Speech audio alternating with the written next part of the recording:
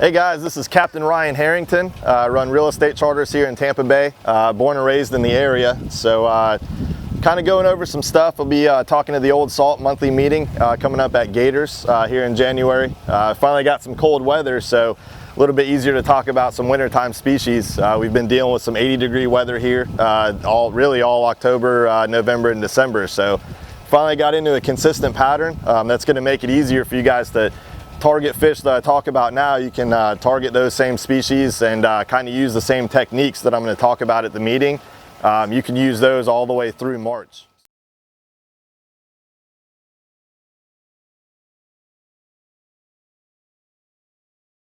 And up until about last week, I say wintertime species, up until last week, 85 degrees, I didn't know if we'd get to this point. So I was actually fishing September, October patterns, up until last week through my log. So I'm not a fan of cold weather whatsoever, but it does make the fishing a little bit easier for certain species, and especially the ones in the tournament.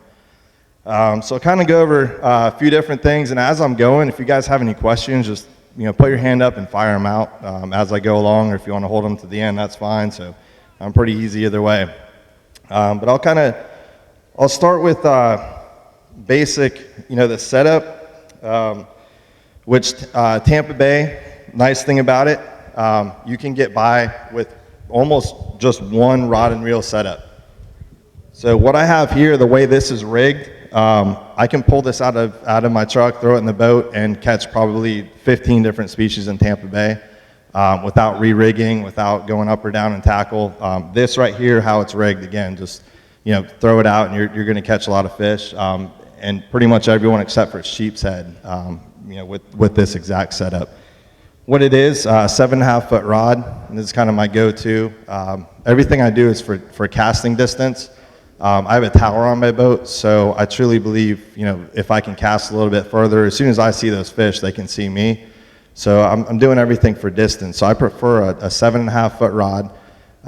This is a medium heavy fast action. And for those of you guys that don't know about action, the faster the action, basically the stiffer the rod tip. So you can see that one doesn't really move at all.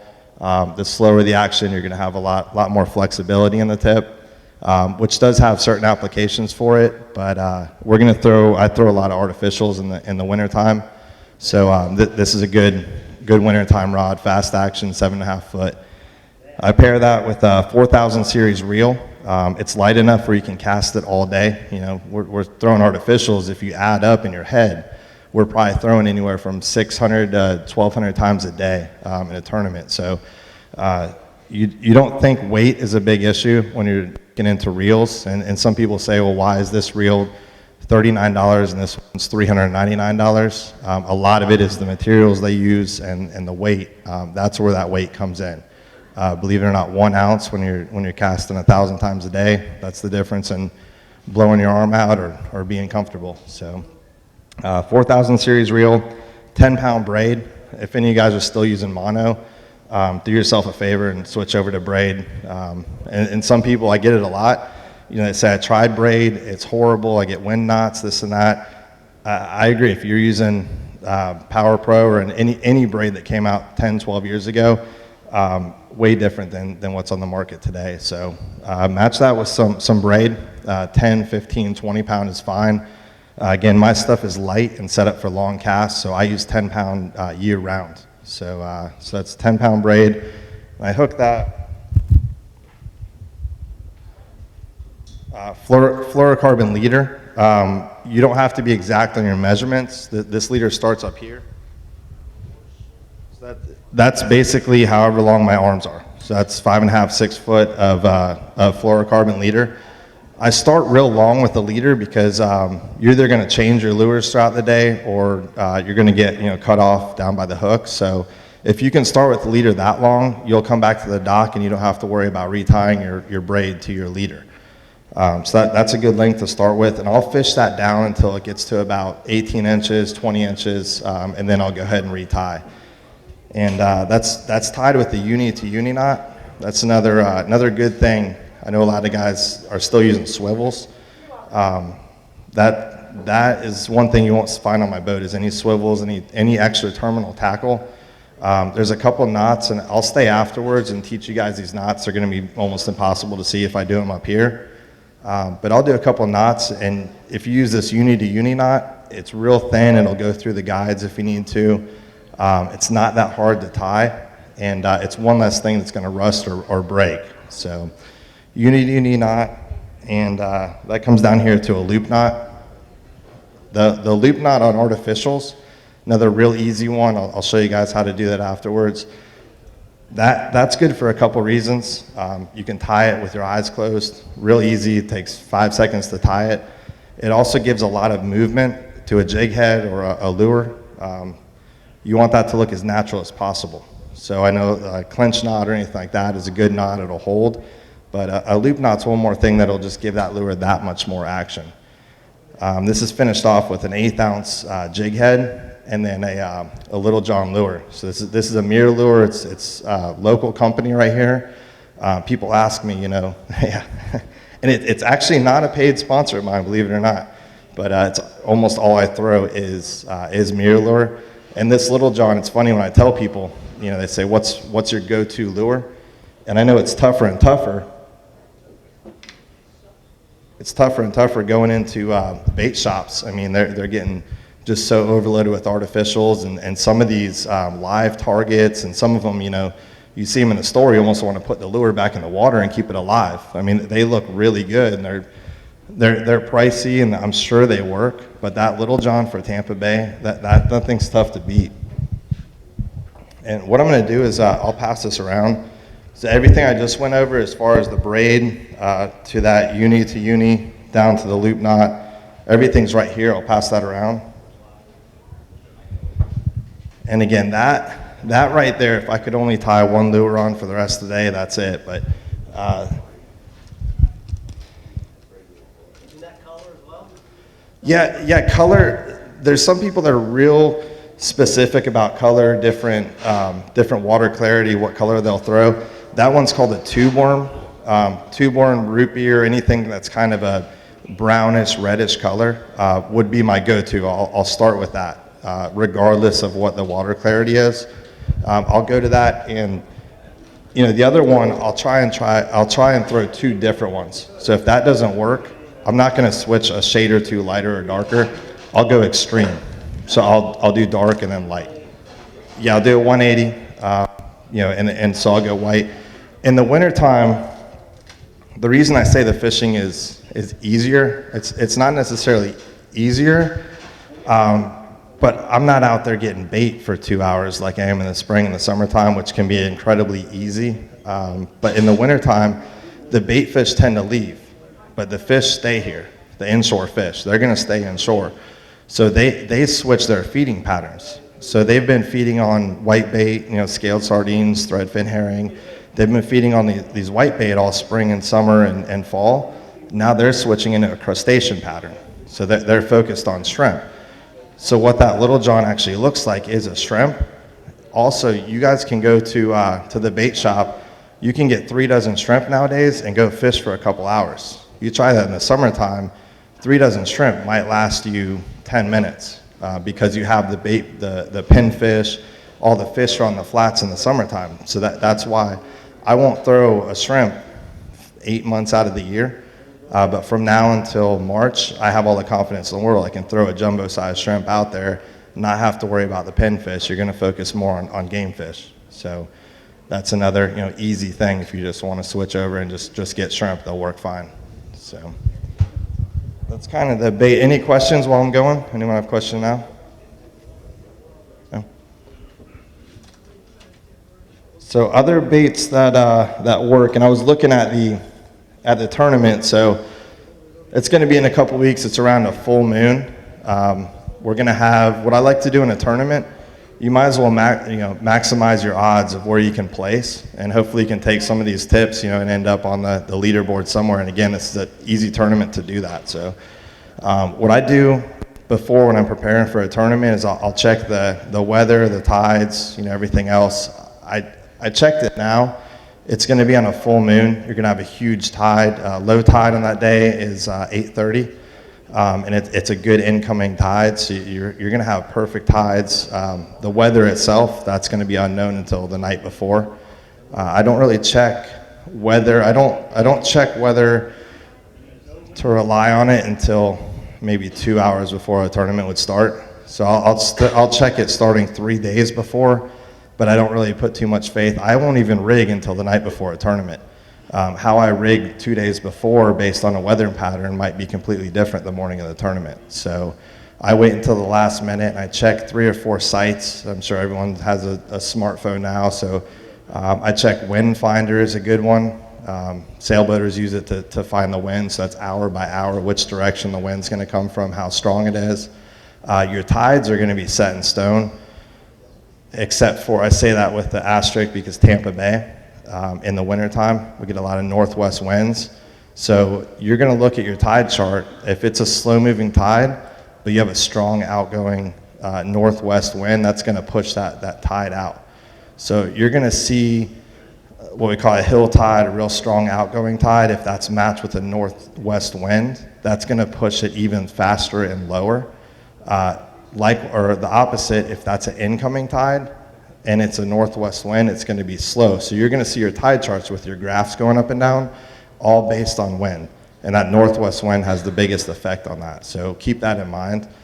But again, so I look, the night before, even the morning of for a tournament, what I'm going to do. But looking at the date, you're going to have a real strong tide regardless. If it's northwest wind or not, there's going to be a lot of moving water. What I would do, and what I've done in this tournament in the past, is I look at the species in it, and I basically fish for all of them. I don't focus too much on just 1 or 2 all day long, because you also have a master angler. So if you get all 5 species, and it could be your first tournament, you might not really feel confident that you can go catch a record fish that's going to win the tournament, but if you can go slow and steady and get maybe all 5 species, you got a shot at master angler. So it's a good fun tournament. With that said, early morning, I think lines are in the water at 6 a.m., low tide. What I would do is I would start at sunrise or before sunrise. Go-to lure is going to be a topwater. This is a Zara Spook bone color. This is my favorite color as far as a topwater, which is funny because some people spend a lot of money and have different favorite colors, but if you catch enough fish on a lure, it's going to start knocking it off, and a lot of them are this color underneath. So I kind of laugh at guys at the boat ramp. They have their favorite red and silver or purple and pink, whatever it might be, and they catch so many fish on it, they throw it away. And they figure, well, that lure's beat up. This bone color is my go-to favorite color. With that said, color on topwater, I don't know if it matters that much. If you're in the right spot and those fish are fired up, they see something moving over them, it's a reaction bite. Proof in that is redfish. You can throw on a school of tailing redfish, so those fish are feeding on the bottom, and if you throw a topwater, that bait's above their head. In theory, they shouldn't even care about a bait. If anything, it should spook them. I've seen a lot of redfish. You throw that above their head, they turn and they hit it. So it's a pure reaction bite. So don't be afraid, and don't listen to people that say you can't catch redfish on topwater. I've heard that over and over. They say it's just a trout bait. I guarantee this will work just as well on redfish.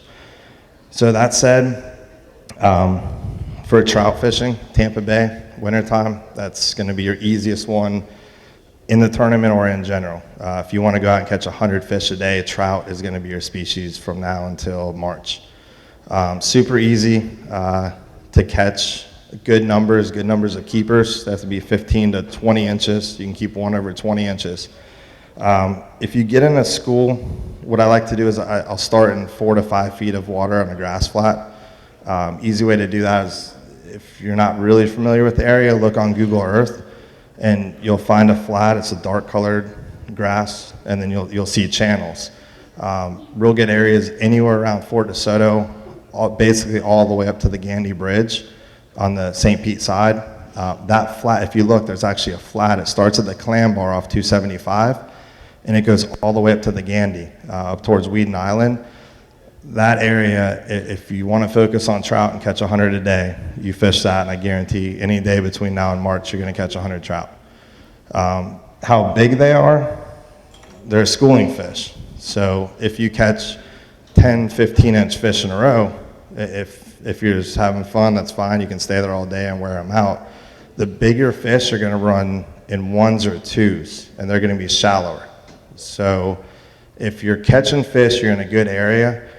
If you can move up that flat, try and move up that flat, and those fish should get bigger as you move up until you stop catching them. But the real big ones, the 25 to 28 inchers, are usually just, they're the big females. They're running by themselves up shallow. A lot of the big trout will be in like 1.5 foot or less. But you can also throw popping corks at them. That's another real good bait. Basically anything with the clacking cork up top. And what that represents, that imitates another trout biting. And you can throw a 3-foot section of fluorocarbon under it and either tie in a live shrimp or a little john, or basically any soft plastic will work under that. And just every 10 seconds or so, just give it a loud clack. You want to hear it at the boat. Trout aren't scared of noise.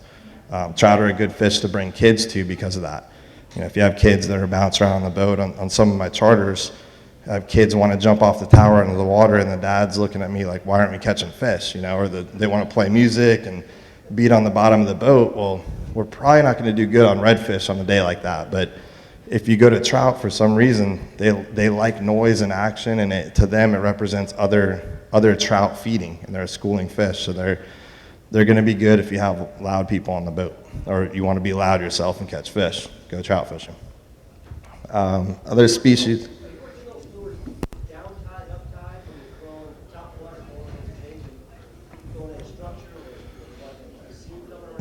Good question. He was asking if I work the lure up tide or down tide or any direction around structure. Depending how fast the tide is, you always want the bait presented the way the fish are gonna sit, which they're gonna sit into the tide. So right. Yep. Yeah. So if you can cast up tide and bring it back to you, that's the way the fish is gonna look. So it's gonna come into their face and they're gonna eat it. A fish going across their back, you have less of a chance, not that they won't eat it, but it doesn't look natural. You're trying to make an artificial bait look natural. A little shrimp like this isn't going to swim up tide in a 3-knot tide. Yeah. Right, yeah, so the bait's swimming out. Snook are notorious for that. Snook are almost impossible to get hit or to catch with a bait going across their back. They're ambush predators, and that's something to look at. I said look at Google Earth and just look for a drop-off. Well, certain drop-offs are going to be better. Points, passes, anywhere a fish can hide out of the current and not use a whole lot of effort and have bait come to them. I mean, you guys are all sitting here with a server. We like sitting here.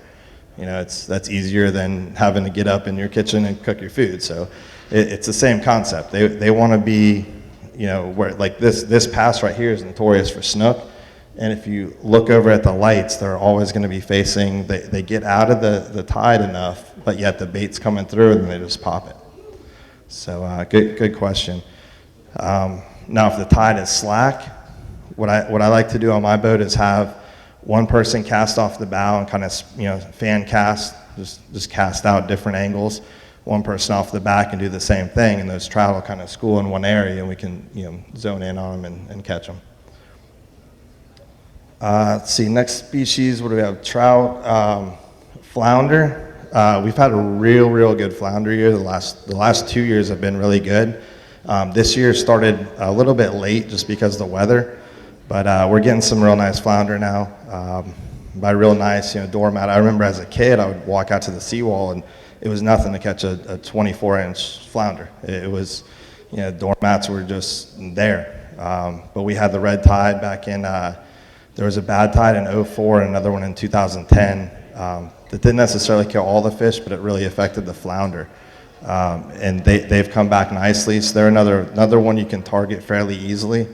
Almost the same areas. It's another nice thing if you guys fish this tournament. You don't have to look at the list of 5 species and run to 5 different areas. You can sit in a half-mile area and catch all 5 species. So the flounder, if you're already trout fishing, you're in 5 or 6 feet of water over a grass flat. If you look for the white areas, the sand holes, the flounder are going to be sitting in there. And again, this year has been excellent. We're catching. I've been red fishing with cut bait, and we're our bycatch is 22, 23-inch flounder. So it's been a real good year. For flounder, think very slow. If you're flounder fishing and you're getting bored and you're falling asleep, you're doing it right. That's that's about the speed you want to go. Yeah, it's extremely slow. The bite is pretty hard to feel as well. I get clients all the time, and we're fishing, and we'll fish on a sand bottom, and they think they're hung up on grass or hung up on something, and I say, no, that's your flounder bite. The best way I can describe it is picture you're sitting in your living room and just take a wet rag and throw it on your living room floor, drag a lure across it, and once it hits that wet rag, it just turns into kind of dead, sloppy weight. That's your flounder bite. So it's not the most glamorous one to go after, but it's one of my favorites though. Once you get one, for something like that, again, you can throw that same little john, but flounder on the bottom. If I were to do that, I would go to a heavier jig head. So I'd throw an 1/8 ounce, give or take, for trout. Go to even as much as a 1/2 ounce for flounder. You want contact with the bottom the whole time. So you can drag it across sand, you can kind of bounce it, but you have to be on the bottom. Good lure for that. I don't know if I have any here, but it's the only thing I use them for. I think it's a bass lure, to be honest. It's just a white soft plastic. Gotcha makes it, and it's got a curly tail on it. Again, that's all I would use it for, is flounder. But you drag that, and all the action is in the tail. So you can cast out, let it hit the bottom, and again, just as slow as you can. Put on a slow jazz song and just try not to fall asleep, and you'll get them. The other thing on the flounder, whether you're fun fishing or especially in a tournament, if you get a flounder to the boat, use a net. If you don't use a net, you're going to lose probably 50% of your fish, if not more. They're notorious. They have that big flat body. Once their head gets out of the water, they can do a head shake, use that whole body, and I've never seen a fish spit so many lures. So if you get a flounder, again, especially in a tournament, if it's a big flounder, it is, keep that fish in the water, even if it takes you a few seconds to go get the net. Keep the fish in the water, even if he's a foot or two down. Yourself or someone else in the boat, say, good fish, grab the net. Never get that fish out of the water. Just net him under the water. You'll increase your catch on those tremendously. Let's see. Sheepshead. I'm starting to see some real big sheepshead right now. Down by Tierra Verde, Paso Grill. Areas that always hold them, but this year they seem to be bigger. And there's even bigger ones up in the bay. For this tournament, it gets kind of competitive. There's some guys that are notorious for sheepshead. So hopefully someone here can accidentally run into a big one and beat them. But sheepshead, that's one you don't want to use artificials on. So that's the only one for this tournament, or just out there. Definitely get bait. I grew up as a kid. My dad got tired of running down and buying more shrimp, so I had to get creative. I wasn't old enough to ride my bike and buy artificial bait, so I looked around for what I could find. If you look at all these seawalls around here, on the side of the seawall, there's little snails. Those snails, to this day, are the best bait for sheepshead that you can use. And they're on every single seawall. Another thing, if you see more snails in one area, there's usually more sheepshead in that area. It's not their only food by any means, but it kind of goes hand in hand. Sheepshead are a structure fish. You're going to find them on docks, seawalls, any kind of structure. When I'm dock fishing, if you're driving up and down the intercoastal, and there's sheepshead all around us. They're on every single dock. Some docks will hold more than others. What I look for when I'm dock fishing, I don't want to fish the brand new house with the brand new seawall and a brand new dock. That does nothing for any fish. That's a new structure to them. They're by structure because they want bait and food. That grows on barnacles and old nasty docks. If you can find a house that's fallen down with a seawall falling down and a dock falling down, that's your go-to. And you'll see they have the bigger oysters on them. The more, just the nastier, the old concrete docks, the concrete pilings, those are money for sheepshead.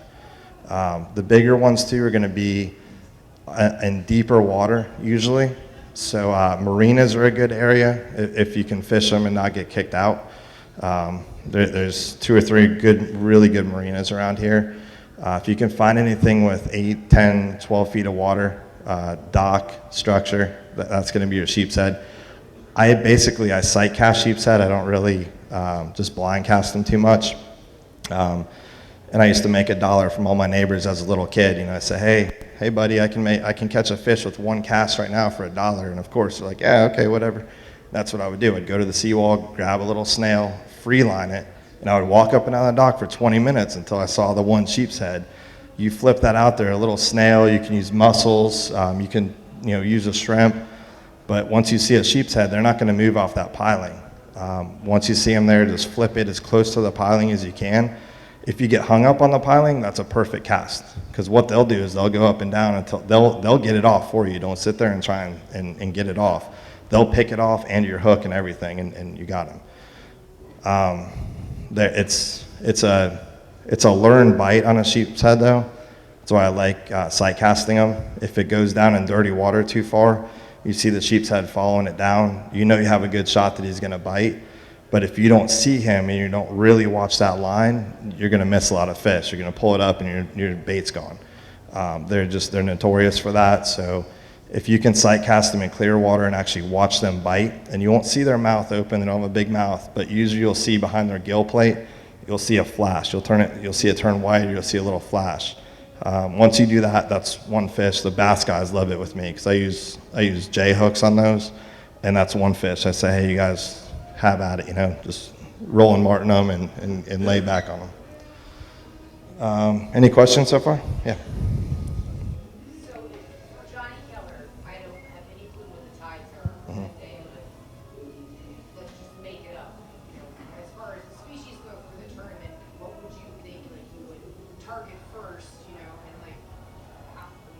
Sure. Yeah, Jill's asking, for Johnny Keller, the tides, what I would target first, what I would go to. And again, it's a full moon. You're gonna have a big incoming tide, so low tide at 8:30. I'd start in that deeper 5 to 6 foot stuff for the trout.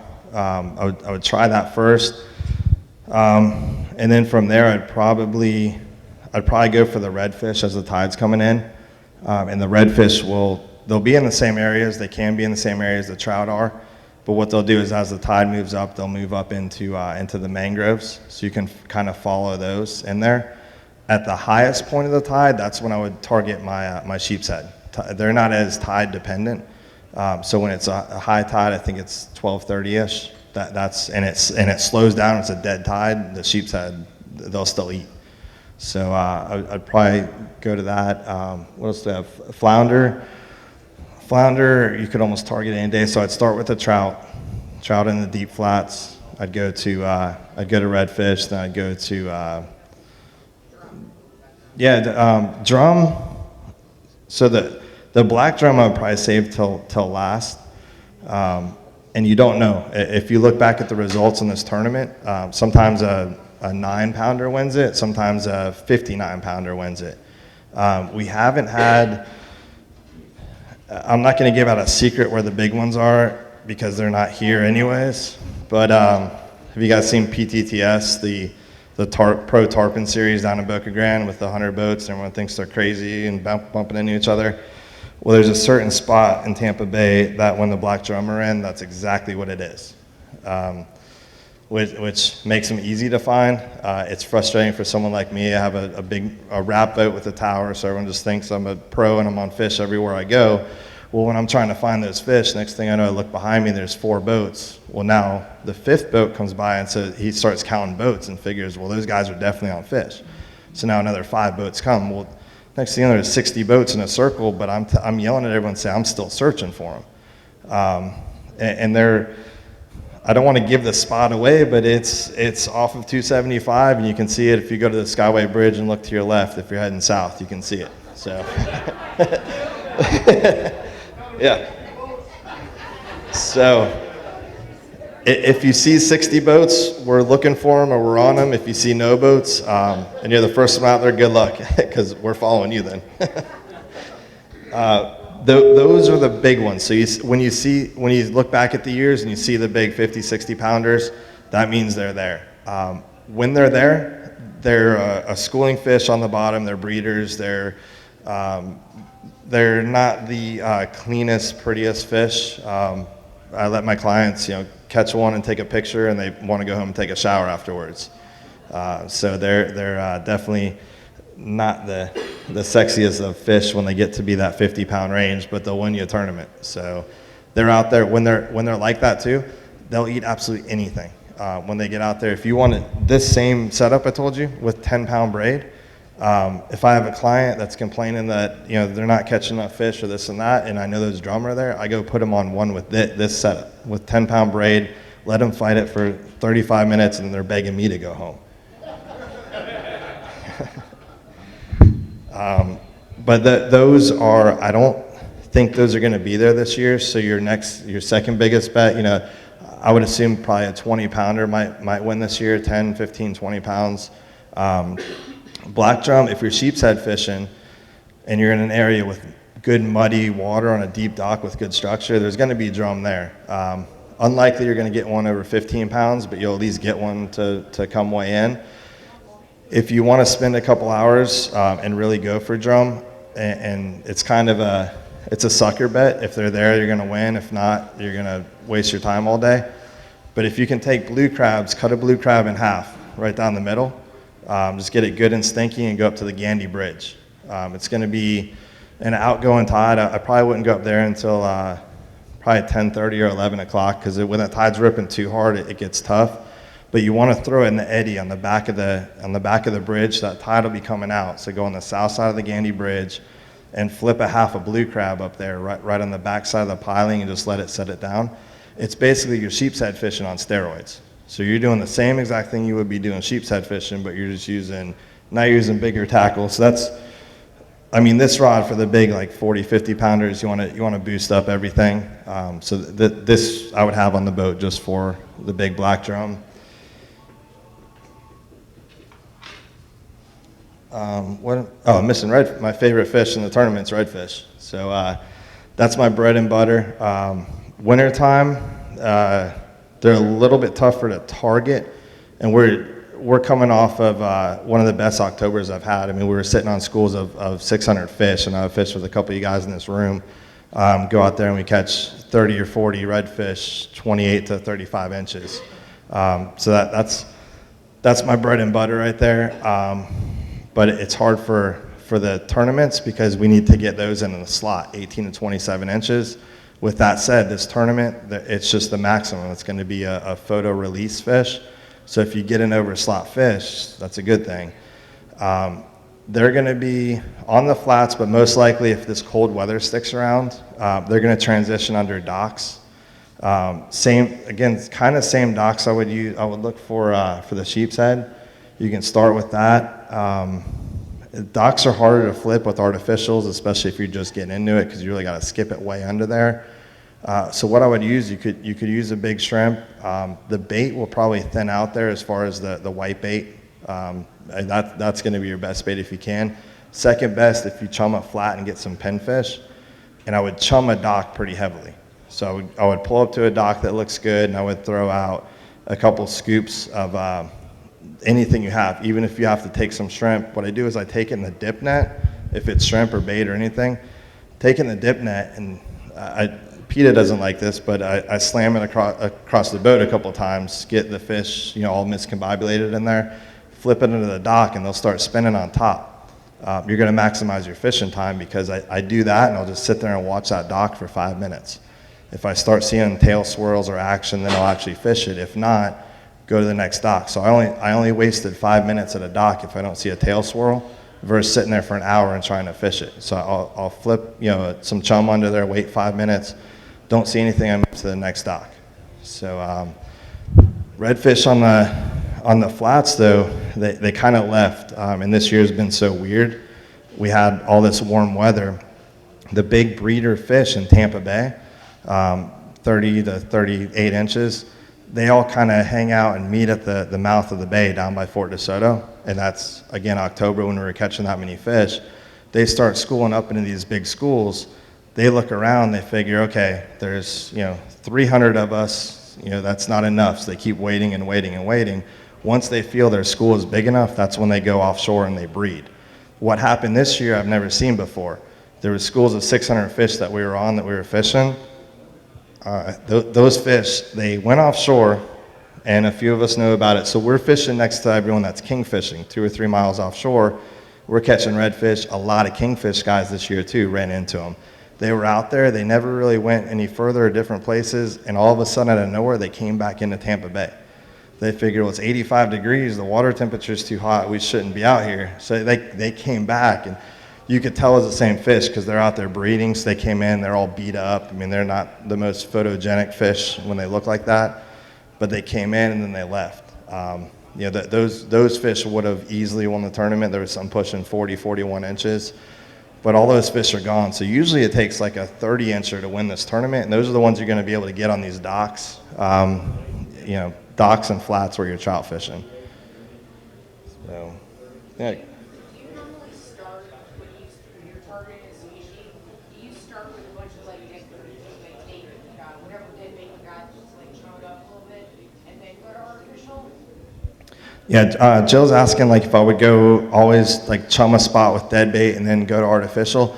Usually not. If I'm throwing artificial, I usually just stick with artificial. The problem I think with that is if you start chumming them and they start getting keyed in on good, easy, dead live bait or dead bait to eat, they're going to get lazy and that's all they're going to want. So the best looking artificial, it's going to have to be moving in front of their face. Now you just switch their appetite from easy meal in front of them to now I have to go chase this.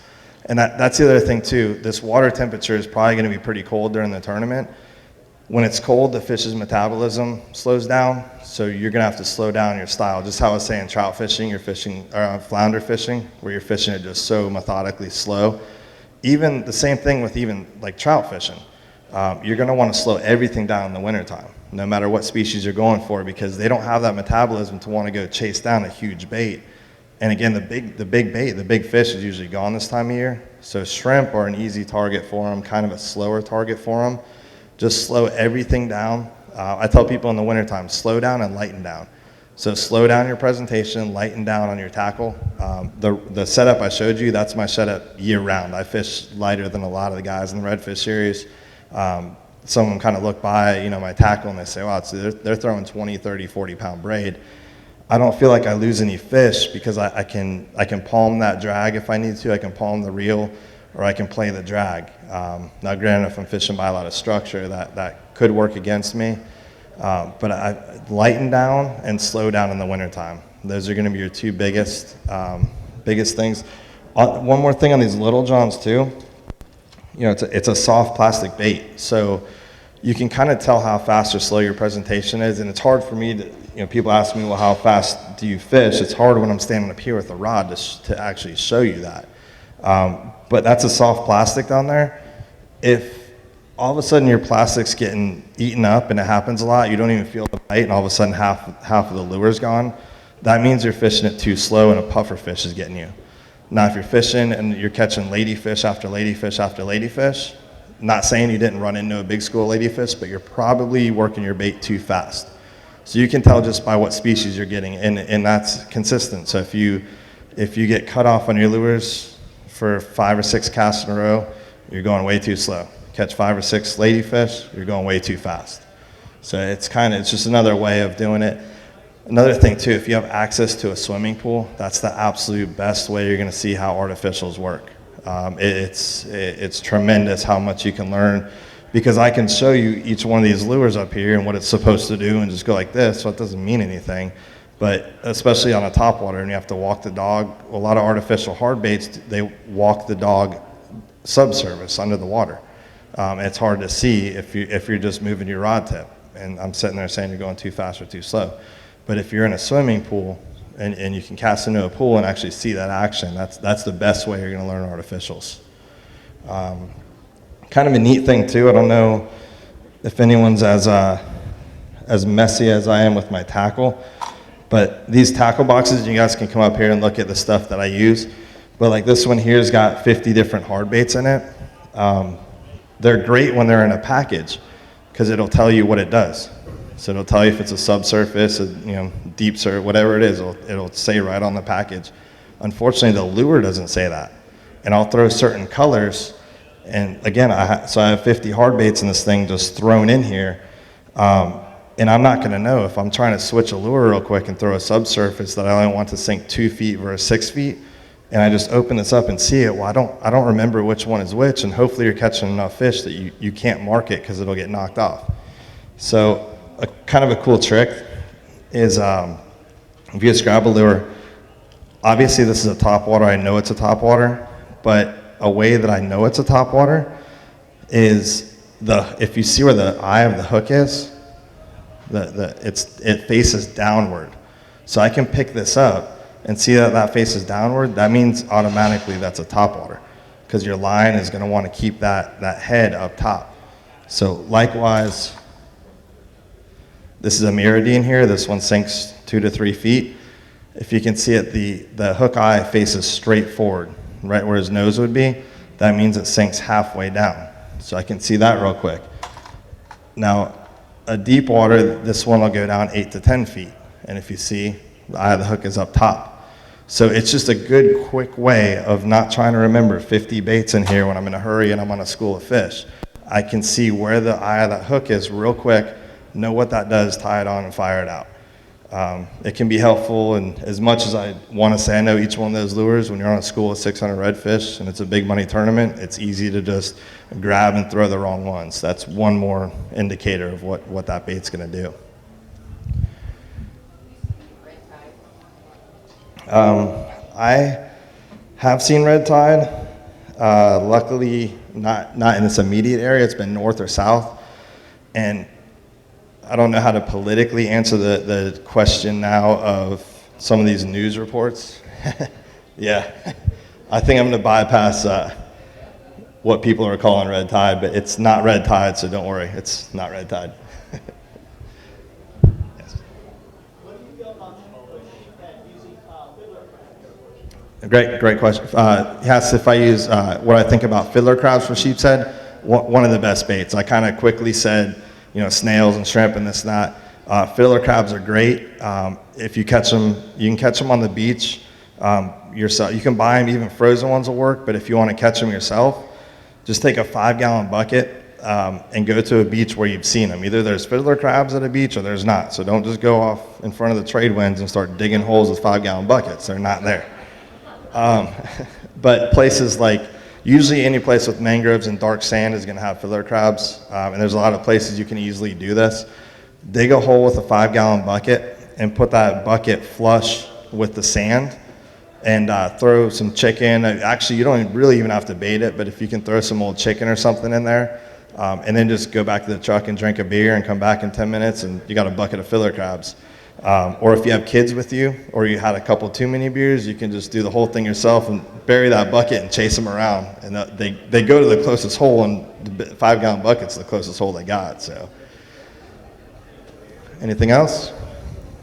I got one more. Yes. Would you ever think about starting this tournament? So you have a boat, you can fish by land and you can fish by boat. Would you ever consider fishing for one of these species from land? Yeah, the question is, would I consider fishing any of these species from land? I've actually fished this tournament a couple years by land, and I want to say we may be placed in trout or something, but sheepshead easily, and the thing by land too is how hardcore do you want to get? Do you want to throw your waders on? And in the wintertime, the low tide in wintertime is lower than the rest of the year. My boat half the time turns into just transportation to get me from one spot to the other and then get out of the boat and wade anyways. So people that look at the boat and say, well, you have the advantage, I can't fish against you because you have a boat and I don't. To be honest, you and I are probably going to be shoulder to shoulder fishing in some of the areas I'm going. You can easily drive your car and get out there and wade if you want to. If wading's not your thing, then even right off a dock, sheepshead are going to be right below your feet. There is absolutely no advantage to having a boat when it comes to sheephead fishing. Zero. You're probably going to do a little bit better by land because the angle of your cast on a boat, if I see fish on the backside of a dock, I might have to go around it. If you're standing on the dock, you just look down at every pole and you can do that. So I would certainly enter this tournament, from land. There's no reason not to. And you could catch. It is very possible to catch all 5 species from land. Very possible. So.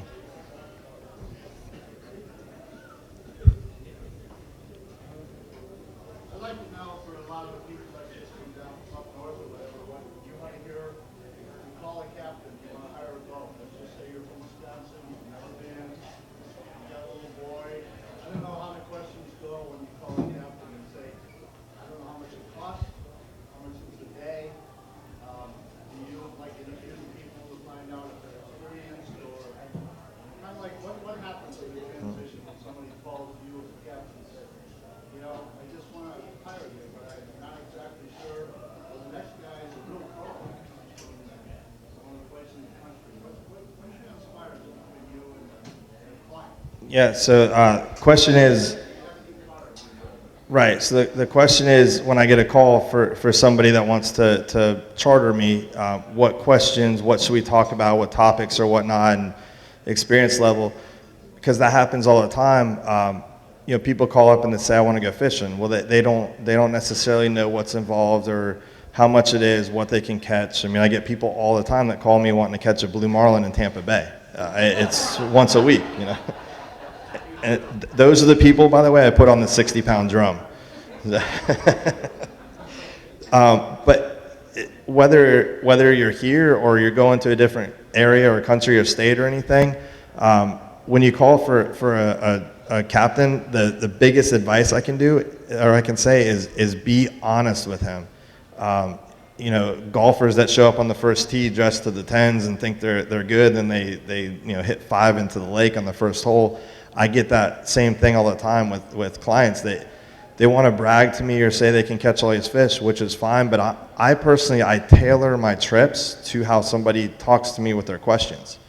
So I'd rather somebody say, hey, look, I'm from up north, or even I'm from here, I don't know that much about fishing, I want to go and have fun. So basically what I do is I ask them, do you want to catch fish you can eat? Do you just want to wet a line and catch fish?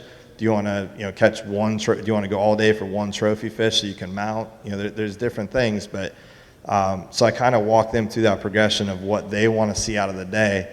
But again, if you do call, just be honest, because I can't count how many people I've taken out that want to go fly fishing, which is not easy in Tampa Bay. It's not easy if there's any kind of wind, and it's certainly not easy with a tower boat. But they get out there and they swear that they've fished all around the world and fly fish, and that's all they want to do. And they get out there and they don't, they're holding it upside down. So it's just exactly, yeah. But yeah, so anywhere you are, if you ask for a client, and the more questions a client asks me up front, the better prepared I can be for that trip.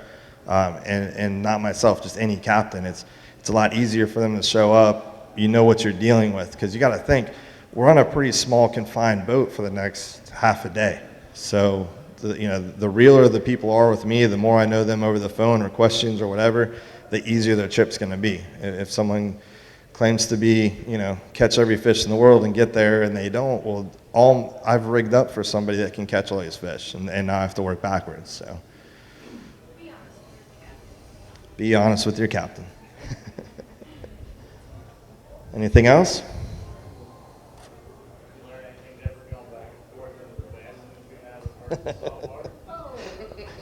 Still saltwater.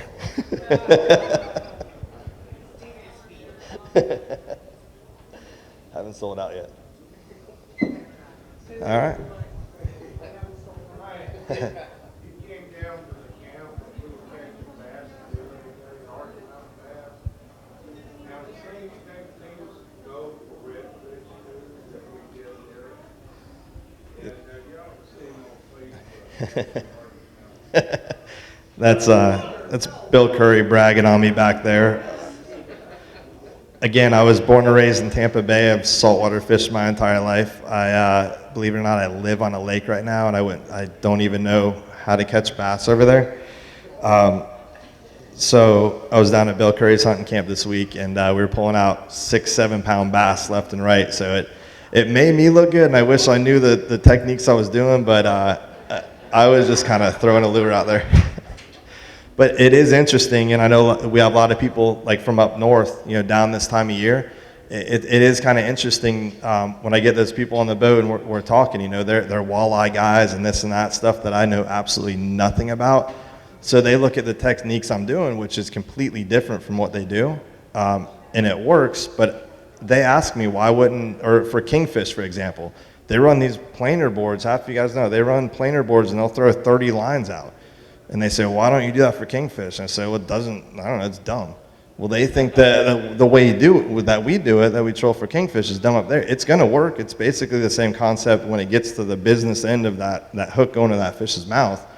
But yeah, I just think it's interesting, different parts of the country or the world, the different techniques that we get so honed into, just like these, Little Johns, they're made right here. They're a local company, and they work well because they're made for Tampa Bay fish. They work everywhere, but it's a local Tampa Bay company. That profile and everything else is made for the fish that are here, and it just works. So.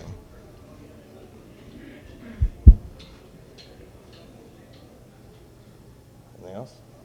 Good? All right. Thank you, guys. All right, let's hear it for Captain Ryan. Great job.